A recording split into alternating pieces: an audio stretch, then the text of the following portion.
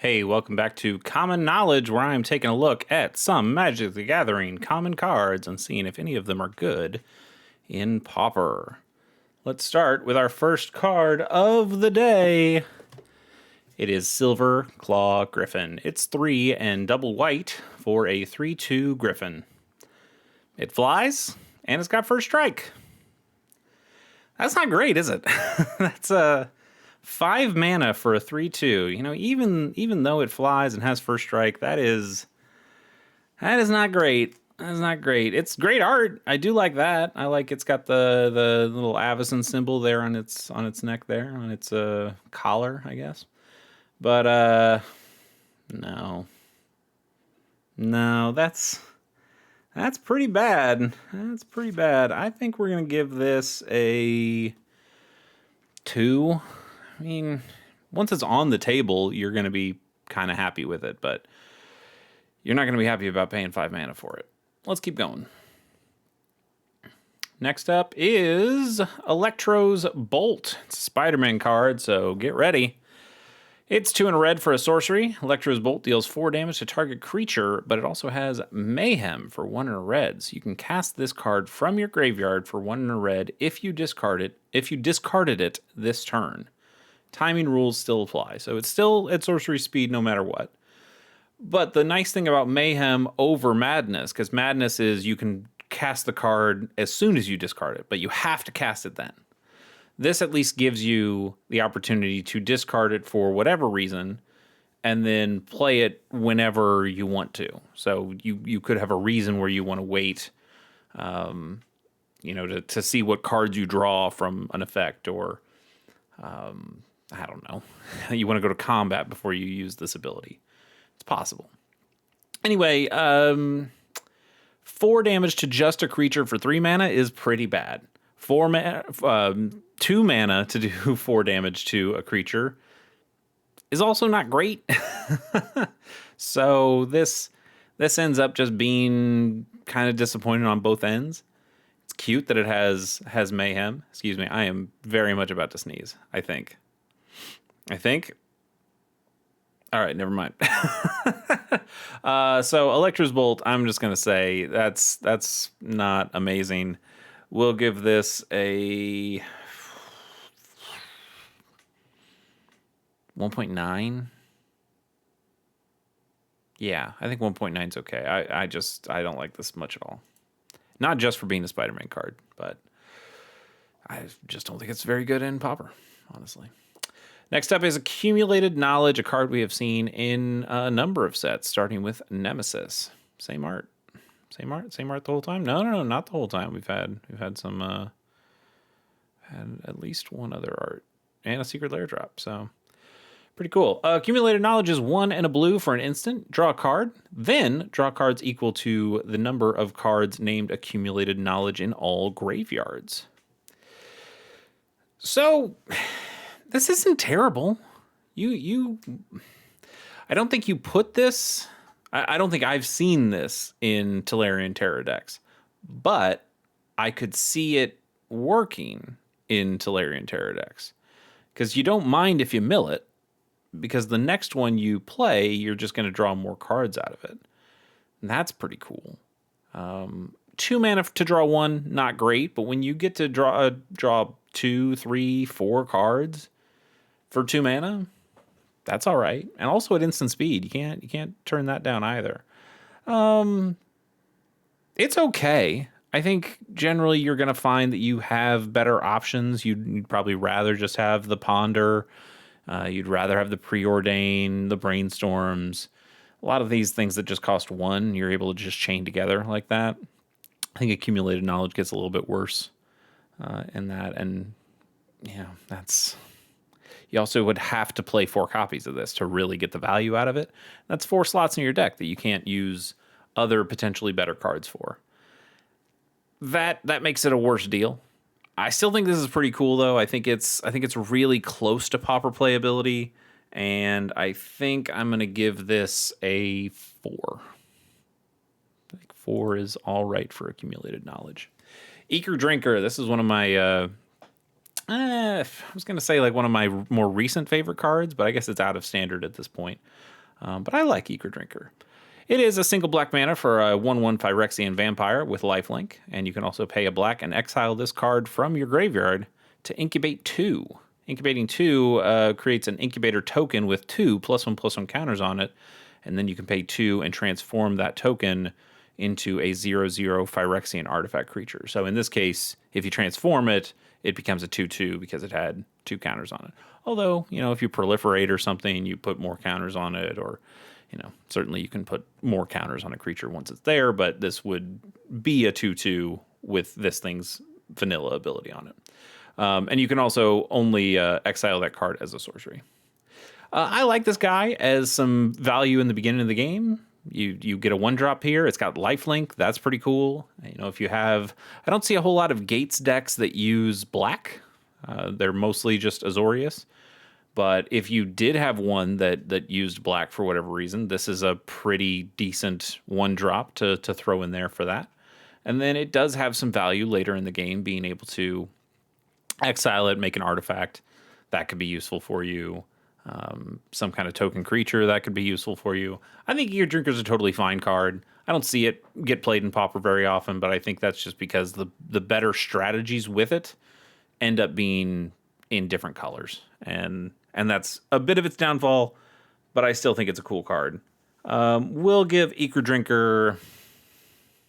I'm going to give it a 4. I like Eager Drinker. I like him. Next up is Flash of Defiance. It is 1 and a red for a sorcery. Green and white creatures can't block this turn. You can also flash it back by paying its mana cost again and also paying 3 life. So obviously a color hoser. It's nice that it hoses 2 different colors. White and green are relatively well played colors in Pauper. Although I think you're going to find that blue and black generally get a little bit more play. And red for sure. There's plenty of red decks out there. But, there's decks of all colors. Is making green and white creatures unable to block really going to win you the game? I think it's too narrow in that sense. Something like a red elemental blast is great because it gives red the ability to do something that it doesn't normally get to do in countering or destroying permanents. It's also really cheap in that way, and it also disrupts a color that is seen kind of most often in Pauper in blue, that I see most often anyway. So that red elemental blast and pyroblast, they justify their existence a little bit more than something like Flash of Defiance does. It's fine. I do like that it has flashback. If this didn't have flashback, I would give it a much worse score. But even so, it's a little narrow. It would only go in a sideboard, and I don't think you generally would find a place for this in your deck. I'm going to give this a 2.5, I think. Next up is Dross Ripper from Mirrodin Besieged. It's 4 mana for a 3/3 artifact creature, Phyrexian Dog. And you can pay 2 and a black to give this creature +1/+1 until end of turn. I don't like this for multiple reasons. One, 4 mana for a 3/3, that's not all that great. It is colorless though, so you understand why it's less of a good deal because you can play it in any deck. The activated ability obviously pushes you a little bit more into black to do it. Well, definitely pushes you into black because if you're not using the ability, a vanilla 3/3 for 4 mana is terrible. And to be fair, this is still terrible even with the ability on it. And the ability really doesn't do it a whole lot of favors either. 3 mana, it is repeatable, but 3 whole mana to give this +1/+1 until end of turn, that's not great. You can easily get this effect for 2 mana and often even sometimes 1 mana. Or in something like red with like a fire breathing effect, it's 1 mana, but you just do the power. And honestly, the power is the one that matters more anyway. It's nice that you could force weird blocks with this or punish an opponent for not blocking this when you attack. But I think they're going to punish you more often because you paid 4 mana for a 3/3 that you then have to pay even more mana to do something with. And that's a really bad deal. And really bad deals here get a 1.6. Even that feels too high, but we'll go with 1.6. Opal Gargoyle has beautiful art by Kev Walker. Fantastic art. I love this. But is this card actually useful? We shall see. It is 1 and a white for an enchantment. And when an opponent casts a creature spell, if this permanent is an enchantment, it now becomes a 2/2 gargoyle creature with flying. So essentially, a 2 mana 2/2 flyer. It's fine. It's fine, right? Like that's an okay rate for an okay creature.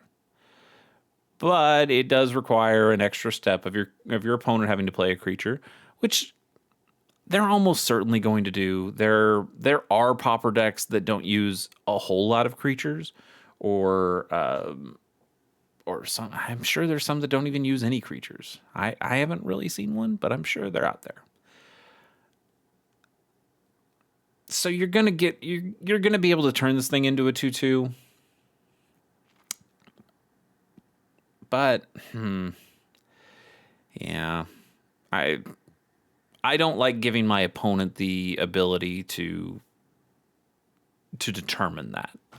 And I think we've come a long time. Urza Saga has some really good cards in it. Do not get me wrong.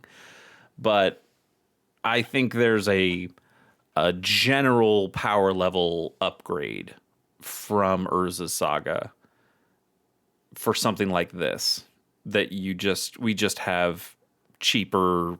We just have creatures that can do this for this mana cost without having to require the opponent to do something, and you're going to play those instead, as you should, unless you really like this art, which I do, but I'm not going to put it in Pauper. I'd put it in a binder and look at it and say pretty, but I would not play this in a Pauper deck. Let's give it a 2. Let's give it a 2.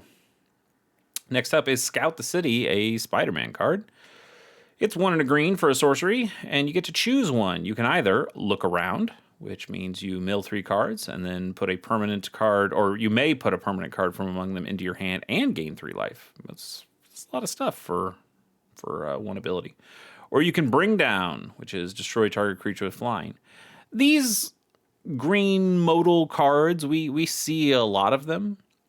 They don't necessarily have these 2 abilities on them, but I like all these little green modal cards. I think they're kind of cool. Like generally, you'll find ones that are like a naturalize ability, destroy an artifact or enchantment, or destroy a target creature with flying, or make a 1/1, or gain 3 life, or something like that. But this has some interesting abilities to it. The bring down. There are flying creatures in Pauper. Generally, there aren't a ton of huge ones.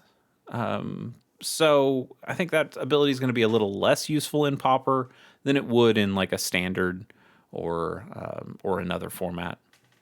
I don't think it really shows up in any of those formats, but limited, I guess. Limited, it would be more useful in that sense. But the look around is okay. Milling 3 cards and then putting a permanent, not just a creature, but a permanent card from among them into your hand, that's all right. I mean, we have, what is it called? Malevolent, nope, not Hermit. Malevolent Rumble. We have Malevolent Rumble from Modern Horizons 3, and this is kind of the premier one of these for green, because you get 4 cards. 4 cards, and then you put a permanent from among them into your hand. You don't gain the 3 life, but you do get a 0/1 Eldrazi spawn that can sack itself for a mana. So you get a little bit of ramp, I guess, or temporary ramp. You get an extra card out of the deal, but it is essentially still paying 1 and a green to put some cards into a graveyard and get one of those permanents back out. And in that sense, this is like a slightly worse version of it, but the life could be useful, and also being able to destroy a creature with flying is a nice bit of modality to this. I think generally you'd want that fourth card. You'd want that extra mana that the spawn gives you, and so you're going to play that more than you're going to play Scout the City. But I don't think Scout the City is bad.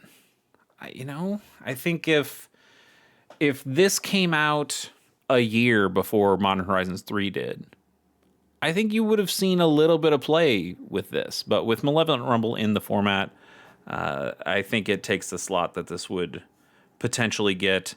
That being said, I think it's still a fine card. I'll give it a 3.8 and say good on that one. Contaminated Aquifer, hell yeah, this is pretty good. This is a land. It's an island swamp. It taps for blue or black, as islands and swamps do. And this land enters tapped. You might think, sounds kind of bad to me. Like it's a dual tap land. We have plenty of those, and you don't play any of those. But this one is different and better because it has those basic land types on them. And when you're playing something like the Generous Ent, having forest cycling, or I guess more better for this example anyway, Troll to Khazad-dûn, swamp cycling, you can cycle to go find that contaminated aquifer and put that in your hand, and then you can play it. So the idea that you can get color fixing from those cycling creatures is really nice. That makes these things pretty darn valuable. Yes, they 100% always come to play tapped, but you have the ability to find them pretty easily in Pauper. So these get played a lot, and deservedly so. I think these are very good cards. I will give these... Oh, what do you give them? What do you give them? I think I would give a standard dual land like a 7. I'm going to give these a 7.5. I think I'm going to give these a 7.5. They're really good. You should play them in pretty much any Pauper deck that has a land cycler, or finds a basic land type. Not just looks for a basic land, but is looking specifically for a basic land type. If you have a Farseek or something in your deck, I think you should play this cycle of lands. They're quite good. Last card of the day, it's Emperor Crocodile. Have we done this one before? We've done a Crocodile before. I don't know if we've done this one. Look how far this thing's fallen. This used to be a rare. Used to be a rare in 3 different sets. They thought this card was something. And then in Eternal Masters, they said, no, this card's nothing. It's worth a nickel now. But Urza's Destiny, this is what we call the rare. It's 4 mana for a 5/5 Crocodile. And when you control no other creatures, you sacrifice this creature. So the idea here is you're getting a bit of a deal on the rate, but it does have a downside. And that if your opponent is able to 2-for-1 you in some way by killing a creature, killing the only other creature that you've got, then it kills this one too. 4 mana for a 5/5 is solid. These days, I think you could just have a 4 mana 5/5 in green, in mono green, and no one would really bat an eye. I know we have 3 mana 4/4s that have upside on them. They're not a common rarity, but look, we have cards that green is allowed to have bigger creatures these days. Maybe that wasn't as true in Urza's Destiny. That's why you had to put a drawback on a card like this to make it work. But I think this is a relatively normal Magic card these days, and it seems like Wizards agree since they're putting it at common rarity these days. I like the art. Kev Walker strikes again, doing good work here. But the card itself, I mean, what do you really get? Even it's 4 mana for a vanilla 5/5.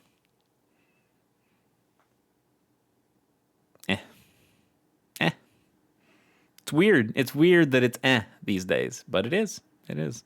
It's a little disappointing. We'll give it a 2.6. 2.6. You know what? Why don't we do a bonus card? The sun's setting. My room's gotten way darker. I could turn on a light, but what if we just did a bonus card and got out of here? How about that? Let's see what it is. It is Una's Grace. 2 and a blue for an instant. Target player draws a card, and it also has Retrace. So you can cast this card from your graveyard by discarding a land in addition to paying its other costs. Originally from Eventide. No. No, it's not that great, huh? 3 mana. 3 whole mana. In blue, no less. 3 mana to draw a card. 1 card. It's not great. You can draw a card for 1 mana in blue pretty easily. You can draw a card for 2 mana extremely easily in blue.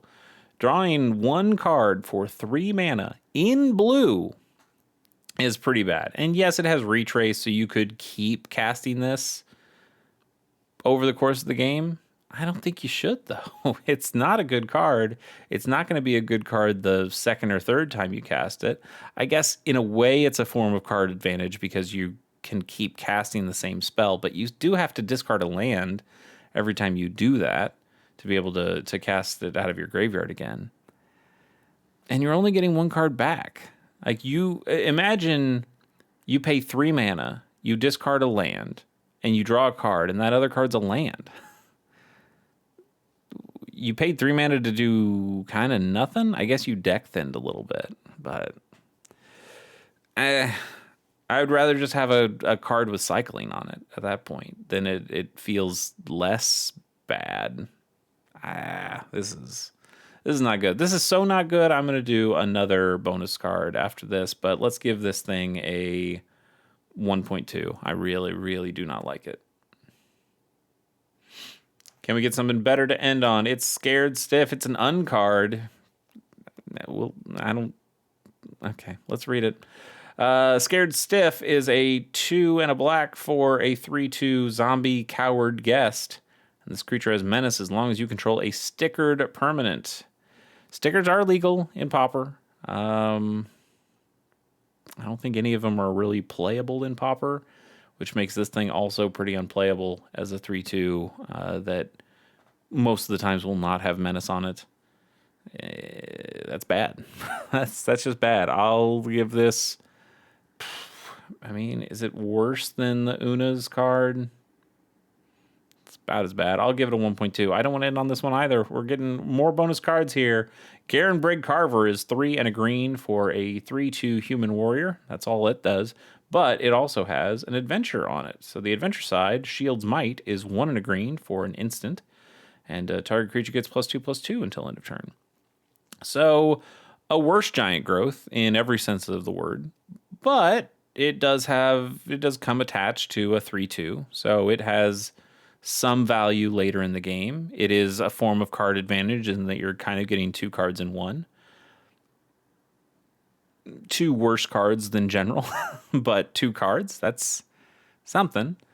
But yeah, I don't think you're playing this.